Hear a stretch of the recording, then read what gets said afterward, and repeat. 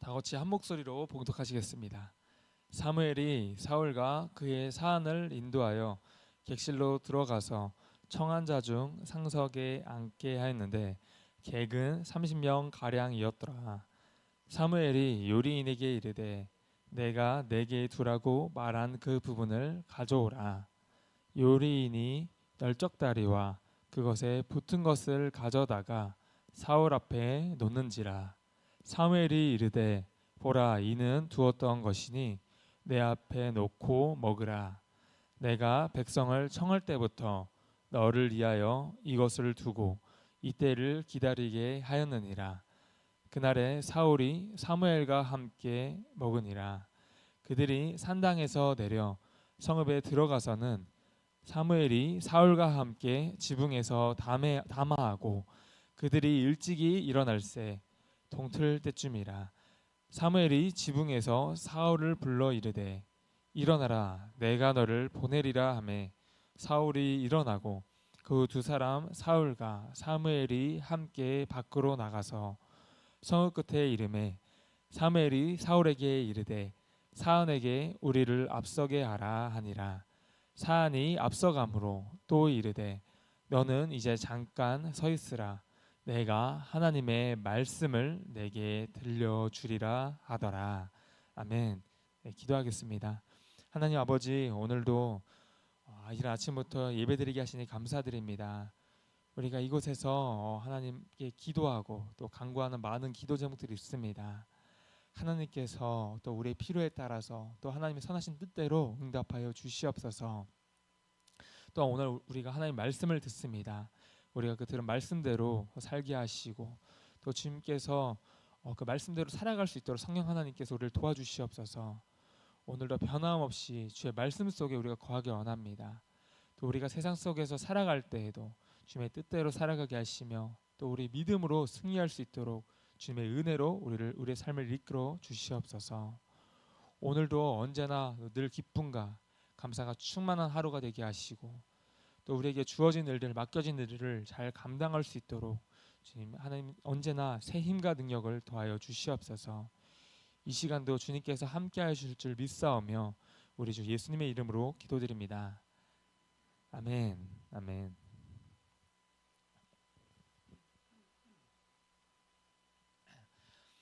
오늘 본문에서는 사무엘과 사울의 비밀스러운 만남의 장면이 나옵니다. 먼저 사무엘이 사울과 그 사안을 초청합니다. 그리고 사울을 상석에 앉게 했습니다. 본문 22절을 다시 한번 읽겠습니다. 사무엘이 사울과 그의 사안을 인도하여 객실로 들어가서 청한 자 중 상석에 앉게 하였는데 객은 30명 가량이었더라. 아멘. 여기서 나오는 객실은 산당에 딸려 있는 부석 건물을 가리킵니다. 여기는 보통 제사 기구들이 보관되어 있거나 제사장이 머물기도 했던 것입니다. 후대에 가서는 서기관이나 제사장의 방을 의미하기도 했습니다. 그리고 이들을 이제 상석에 앉게 했다. 이것은 사울과 그의 사안에 대한 극진한 한대를 보여줍니다. 단순히 손님 접대로만 볼 수는 없습니다. 이러한 한대는 사무엘이 사울을 미래의 왕으로 추대하고 있는 것임이 분명했습니다. 여기서 청함을 받은 30명의 사람들이 나오는데요. 아마도 라마 이 성읍에서 가장 유력한 제사장을 돕는 인물들로 추정됩니다. 그들은 여기서 사울이 사무엘로부터 존중의 여김을 받는 모습을 보게 됩니다. 즉 사울이 장차 이스라엘의 왕이 될 자임을 눈으로 직접 보게 되는 일종의 증인으로서의 초청을 받았다고도 할 수 있습니다. 항상 외부에서 이 중요한 사람이 또 기빈이 방문하면 그 나라의 주요 인물들이 마중으로 나가거나 대접을 하는 것처럼 바로 그러한 일이 진행되고 있습니다. 계속해서 본문 22절과 23절을 읽겠습니다. 사무엘이 요리인에게 이르되 내가 내게 주며 내게 두라고 말한 그 부분을 가져오라. 요리인이 널쩍다리와 그것에 붙은 것을 가져다가 사울 앞에 놓는지라. 사무엘이 이르되 보라, 이는 두었던 것이니 내 앞에 놓고 먹으라. 내가 백성을 청할 때부터 너를 위하여 이것을 두고 이때를 기다리게 하였느니라. 그날에 사울이 사무엘과 함께 먹으니라. 아멘. 널쩍다리와 거기에 붙은 것을 사울에게 갖다 줍니다. 그리고 사무엘이 말합니다. 이것은 내가 백성을 청할 때부터 너를 위하여 준비해 놓은 것이다 하고 같이 사울과 사무엘이 먹습니다. 이 음식은 하나님께 제사를 드렸던 제물 중에 화목 제물이었습니다. 사무엘이 특별히 사울을 위해서 구별해 놓은 몫이 바로 널쩍 다리와 그것에 붙은 것이었습니다. 이것은 무슨 의미가 있을까요? 레위기 7장 32절 이하의 말씀을 보시면 희생 제물 중 오른쪽 뒷다리, 즉 오른쪽 널쩍 다리는 제사장의 몫이었습니다. 근데 이것을 사울에게 주었다는 거예요. 사무엘이 사울의 상석에 앉히고 또 특별히 준비해 두었던 제사장만 먹을 수 있었던 이 음식까지 사울에게 줬다는 것은 그를 장차 왕이 될 자로 예우한 것이라고 볼 수 있습니다. 여기까지의 내용을 다시 한번 생각해 보겠습니다. 사울은 잃어버린 나귀를 찾으러 왔다가 갑자기 엄청난 대우를 받게 됩니다. 이것은 무엇을 상징할까요?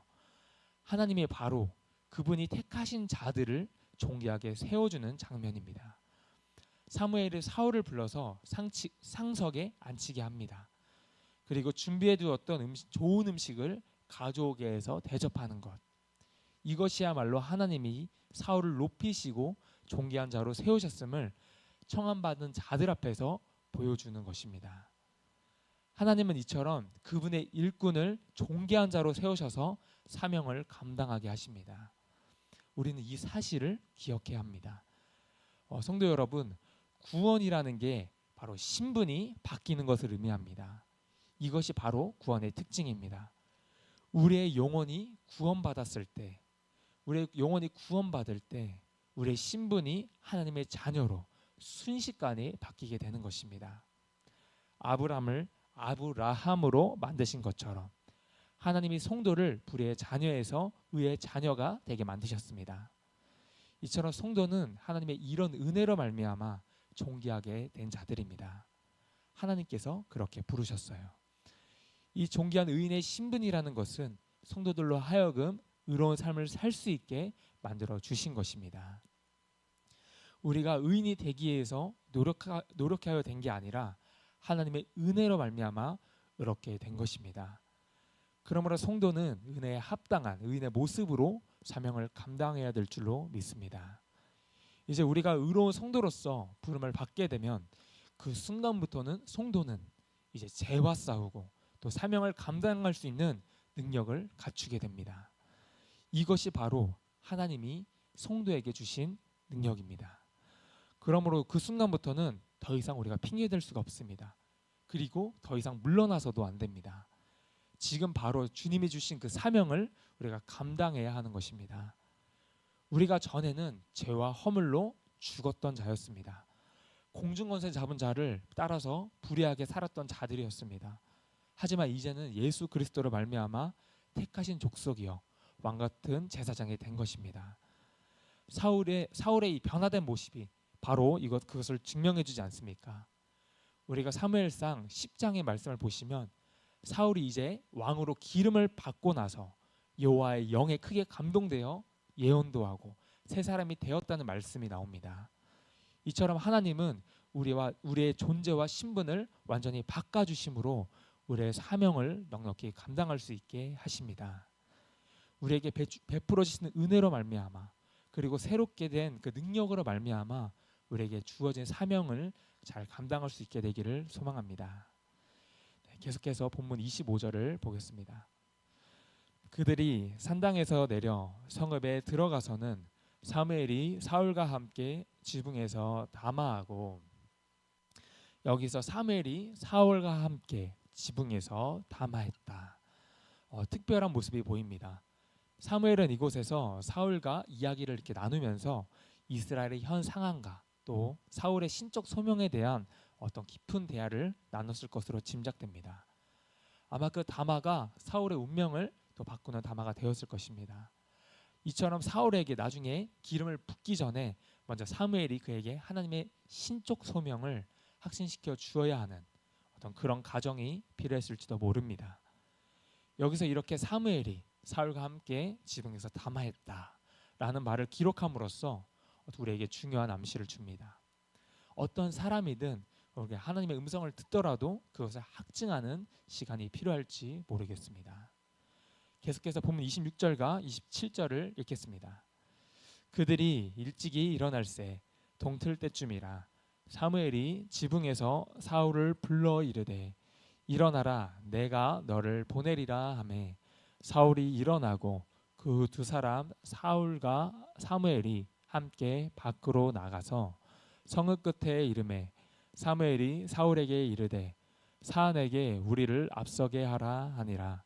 사안이 앞서가므로 또 이르되 너는 이제 잠깐 서 있으라 내가 하나님의 말씀을 내게 들려주리라 하더라. 아멘. 사무엘과 사울은 아침에 일찍 일어나 이제 성읍 끝에 이르게 됩니다.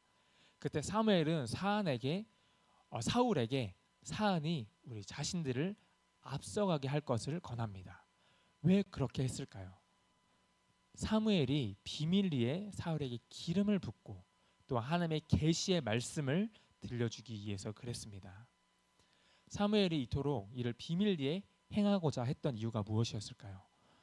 이는 백성들이 왕을 선출하는 이 공식적인 절차를 밟기도 전에 사울을 왕으로 택정한 이 사실이 알려질 경우 혹여나 이 반발하는 백성들이 있을 것을 고려한 것으로 볼 수 있습니다. 물론 이미 하나님의 뜻은 이루어진 것이었습니다. 백성의 허락을 받아야 할 이유는 없었지만 절차상의 어떤 문제에 따른 그 부작용이 있을 수 있었기 때문에 어떤 세심한 배려라고 할 수 있겠습니다. 그리고 마지막으로 이야기합니다. 내가 하나님의 말씀을 내게 들려주리라. 사울에게는 가장 기쁜 순간이 아닐까 생각됩니다. 하나님의 말씀을 듣는 축복. 하나님이 사무엘을 통해서 그분의 뜻을 사울에게 보여주시고 그를 인도해 주신 것인 겁니다. 하나님이 이렇게 그분의 일꾼들에게 말씀을 주시고 또 인도하고 격려해 주십니다. 성도님들 다시 한번 생각해 보겠습니다. 성도란 누구입니까? 또 성도란 어떤 존재입니까? 바로 하나님의 말씀으로 인도함을 받아서 사명을 감당하는 자들이 성도입니다. 이 말은 하나님의 때를 따라서 우리에게 적절한 말씀을 주시고 또 사명을 감당할 지혜와 능력까지 주신다는 것을 말합니다. 혼란스러운 상황 가운데서도 또 진리의 말씀을 통해서 지극히 선한 것을 분별할 수 있도록 인도해 주실 것입니다. 위대한 주님의 일꾼들은 또 모두 말씀의 사람들이었습니다. 하나님의 일꾼은 어떤 자신의 생각이나 경험이 아니라 하나님의 말씀을 의지해서 사역해야 하는 것입니다. 주님이 명령하신 대로 선택하고 행동해야 하는 것입니다. 때때로는 이런 선택이 어리석어 보이고 답답해 보일 수도 있습니다. 그러나 위기의 순간에 순종을 택한 또 다니엘과 세 친구들처럼 주님의 참된 일꾼들은 주님을 위해서 기꺼이 죽음의 길이라도 택하는 자들입니다. 그리고 그 배경에는 바로 주님의 음성이 있었기 때문에 주님의 말씀이 있었기 때문에 가능했습니다.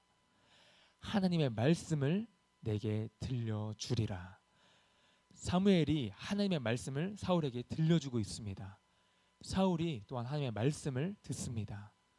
우리 모두도 하나님의 말씀을 다 받아 누리고 또 우리에게 주신 그 사명을 잘 감당하는 우리 모든 성도님들이 되기를 소망합니다. 기도하겠습니다.